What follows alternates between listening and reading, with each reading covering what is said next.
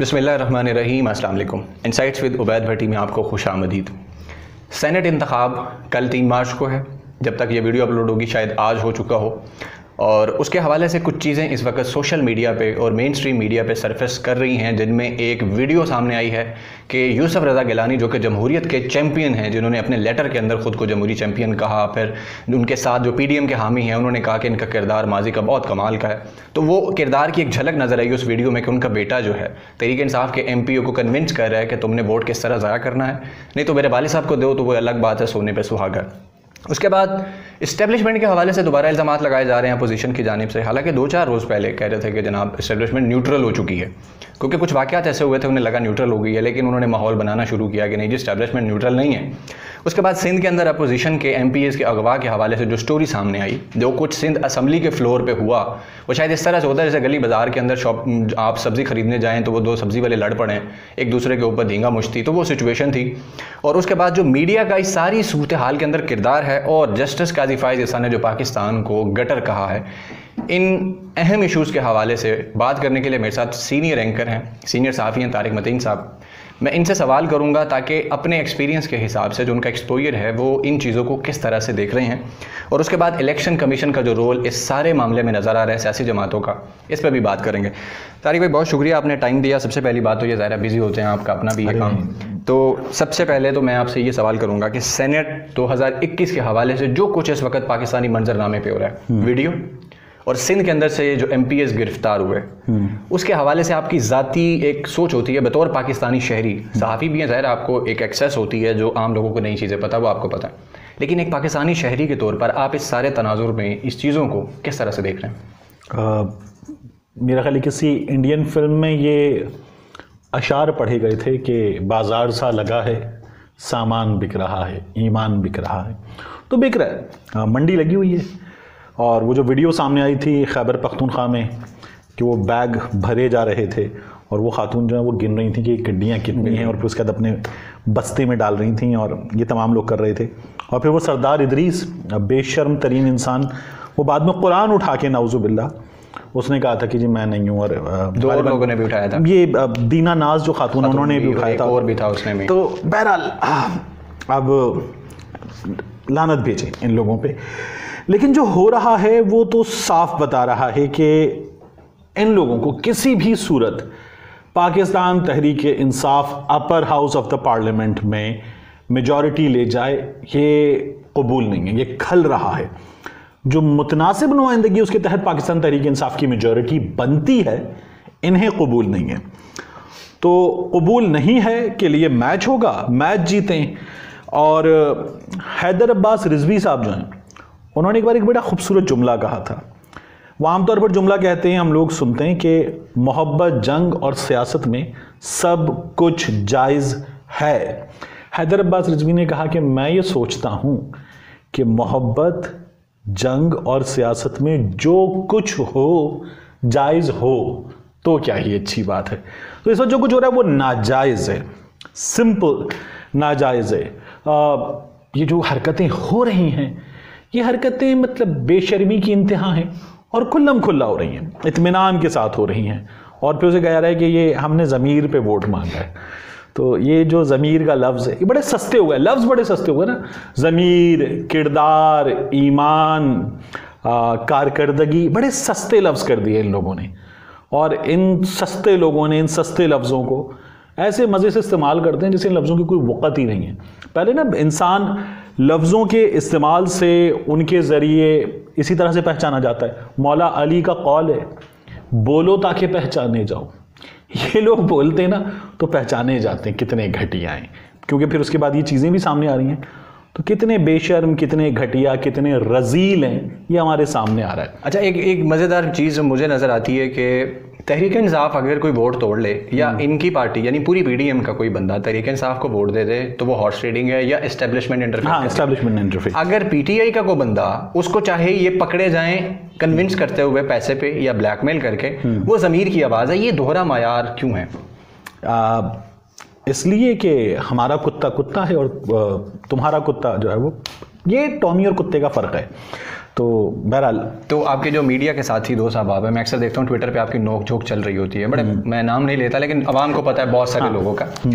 अच्छा, वो सारे इस मंजर पे बड़े खामोश बैठे हुए हैं, शायद वो खुश हो रहे हैं इससे कि बहुत अच्छा हो रहा है। अच्छा नहीं, देखिए जो मेरी तो सबसे ज़्यादा नोक झोंक जो होती है वो वजी से होती है। वजी और मैं कॉलेज के दिनों के दोस्त हैं, हम तकरीरी मुकाबलों में साथ जाते थे और वहाँ पर भी हमारी राइवलरी होती थी तकरीरी मुकाबले में ट्रॉफ़ी जीतने की। तो वो दोस्ती और बेहतरीन दोस्ती है, मतलब बेस्ट बडीज़। तो वो इख्तिलाफ़ात पर, नज़रिए के इख्तिलाफ़ पर वो बहस होती है, वो बड़ी मज़ेदार और जानदार और सेहतमंद बहस है।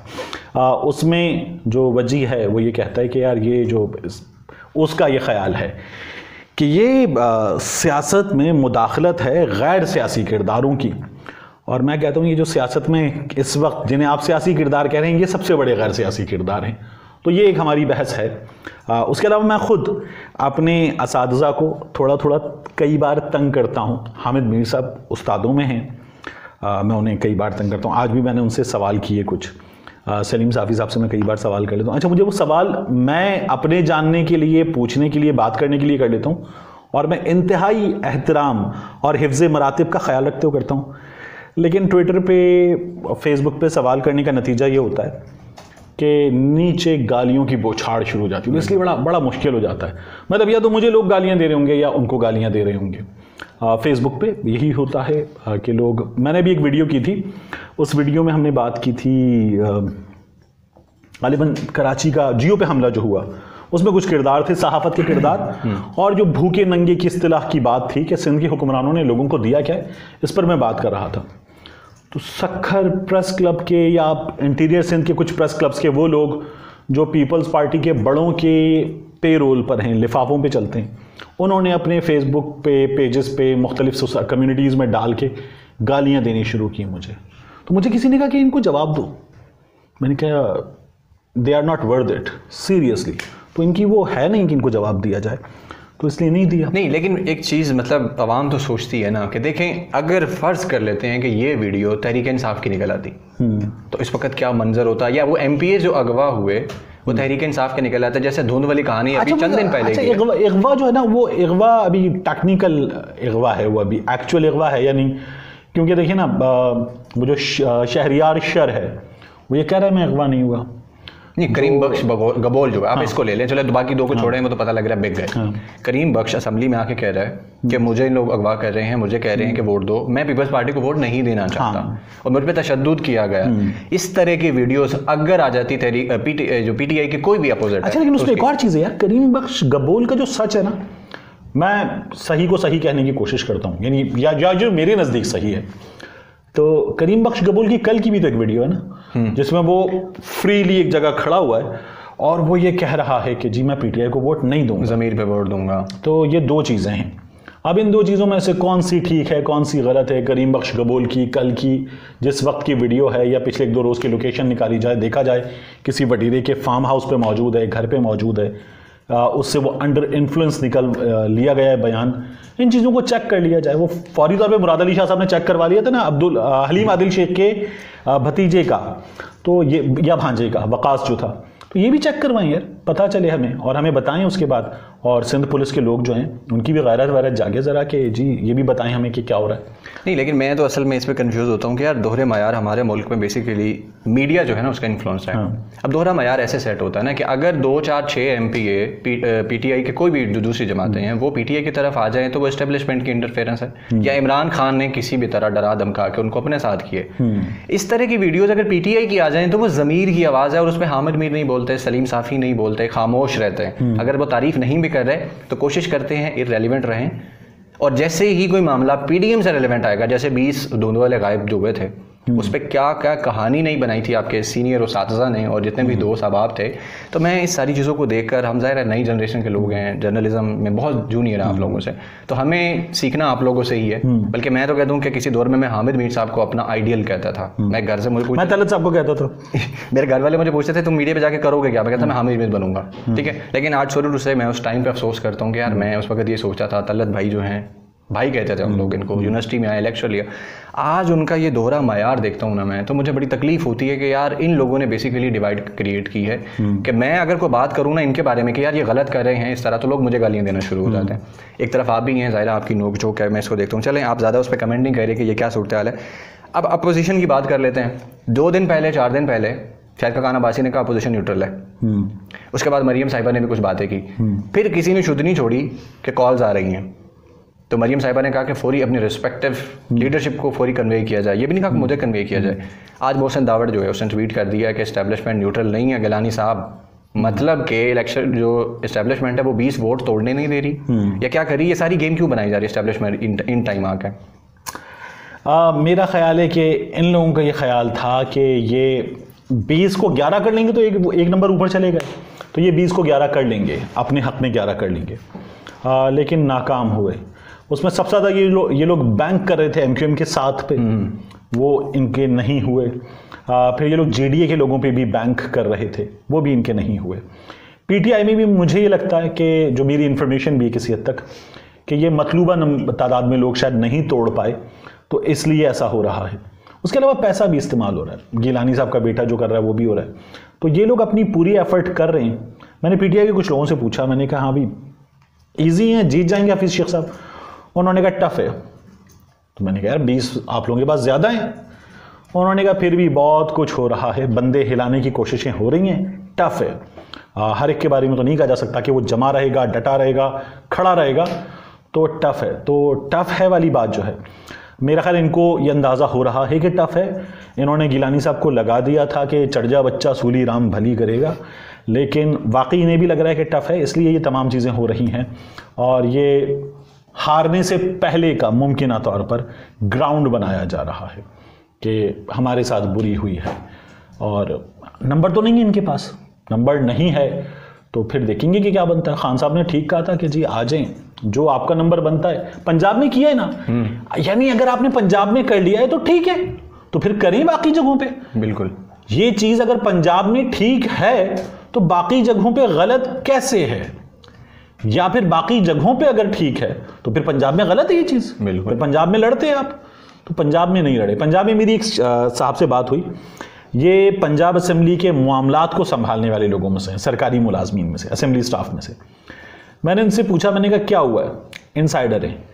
कहने लगे यार आप यूं समझ लें कि नून लीग को ये अंदाज़ा हो गया था कि उनके ज़्यादा लोग हैं। मेरी मालूमात जो थी उसके मुताबिक जो लोग सामने आए थे, निशात डाहा इन कंपनी और शरकपुरी साहब एंड ऑल, तो ये जो लोग थे इनको मिला लें आप तो ये हमारे सामने जो लोग आए वो कोई 8-10 लोग थे, लेकिन जो टोटल नंबर बन रहा था वो तकरीबन 22 का बन रहा था, जो दोनों जानिब का था, पीपल्स पार्टी वालों का भी और नून लीग वालों का भी। तो कहने लगे इन्होंने जितने बंदे तोड़े पाकिस्तान तहरीक इंसाफ की या हिला दी अपनी जगह से, वो कुछ 5 के करीब थे, लेकिन 22 दूसरी तरफ थे। तो नून लीग को ये अंदाज़ा हो गया कि नुकसान ज़्यादा होगा इसमें, अगर हम ये करने जाएंगे। तो फिर वो मान गए, जो चॉइस साहब ने उनको ऑफर दी थी उस पर मान गए और बात बन गई। तो पंजाब में अगर मान गए और पंजाब में ये चीज़ ठीक है, तो फिर ये चीज़ बाकी जगहों पे गलत कैसे है? तो ये दोहरा मयार है, ये है दोगलापन। इस पर यूसुफ रज़ा गिलानी पीडीएम के मुश्तरका उम्मीदवार हैं, वो कसीदे पढ़े जा रहे हैं कि मुझे ऐसा लगता है कि शायद उनका कोई ना नया जन्म हुआ, जैसे हमारे एक टर्म में नया जन्म हुआ।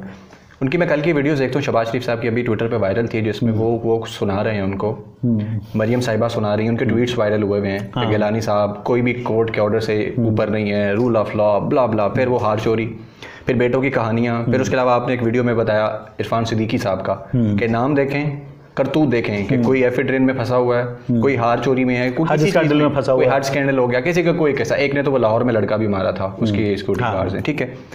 अब यूसुफ रज़ा गिलानी वो लेटर लिखते हैं प्राइम मिनिस्टर को, क्या ये वो किरदार था जिसकी बुनियाद पे हमजा शहबाज ने जेल से निकलते ही कहा है कि इनका किरदार बड़ा कमाल था, हमारी बड़ी अच्छी अंडरस्टैंडिंग रही? शहबाज शरीफ साहब ने कहा कौन सी अंडरस्टैंडिंग, ये सब ये कहानी एक कैसे हो गई है कि यूसुफ रज़ा शेख रशीद साहब का एक जुमला है, वो अक्सर बोलते हैं कि इस कौम की मेमोरी ना बड़ी शॉर्ट है। शेख साहब सियासतदान है, तो मुझे लगता है वो इस कौम की नहीं कहते, वो जो अपनी सियासतदानों की कौम है ना उसकी बात करते हैं कि उसकी मेमोरी बड़ी शॉर्ट है। नून लीग के लोगों की मेमोरी बड़ी शॉर्ट है, ये भूल गए, मतलब बेशर्मी के साथ भूल गए। मियाँ साहब गिलानी, यूसुफ रज़ा गिलानी नीचे उतरो जाओ, और फिर उसके बाद मरियम बीबी के ट्वीट्स और फिर सिर्फ गिलानी के बारे में नहीं, राजा परवेज अशरफ के बारे में, जरदारी के बारे में, बीमारी वगैरह सब कुछ। तो बल्कि ख्वाजा आसिफ ने यहाँ तक कहा था 2018 इलेक्शन से पहले कि इमरान खान को दोहरा हलाला भी करवाना पड़ा तो जरदारी तक जाएगा। अब ये तो ये कई बार इतने बुरे जुमले होते हैं, इतने बुरे जुमले होते हैं कि मुझे लगता है कि यार मैं अपनी इस 42+ की एज में ना इस काबिल नहीं हूँ कि मैं जुमले जो है आप छोटे भाई हैं या कुछ और छोटे लोग भी देखते हैं, जहाँ अपने यूट्यूब के एनालिटिक्स में देखते हैं तो आपको नज़र आता है कि 18 से 25 की एज ग्रुप के लोग बहुत ज़्यादा हैं। तो यार ये उन तक नहीं जाने चाहिए। तो मैं कई दफ़ा बाज़ जगहों पे रुक जाता हूँ, बाज़ जगहों पे गुस्सा आता है तो बोल जाता हूँ, लेकिन इन लोगों को शर्म ही नहीं आती है। ये ऐवान में खड़े होकर ट्रैक्टर ट्रॉली एंड ऑल और ये सब कुछ कर जाते हैं, ये बाद में कर जाते हैं। ये गुजरांवाला के जलसे में खड़े होकर इमरान खान खातून अव्वल के बारे में जिस तरह की बातें शहबाज शरीफ ने की, इन लोगों ने की हैं, तो मुझे लगता है कि इनकी अपनी मेमोरी शॉर्ट है और नहीं है। अखलाकियात जो है वो सियासत में अखलाकियात ज़ीरो है और ये सब शो करते हैं। पाकिस्तान तहरीक इंसाफ की भी बाज़ लोगों ने किया है, लेकिन ये लोग तो चूंकि ज़्यादा अरसे से हैं तो इनका गंद भी जो है वो बहुत ज़्यादा है, उस गंद में इनका हिस्सा भी बहुत ज़्यादा, इनका शेयर बहुत ज़्यादा।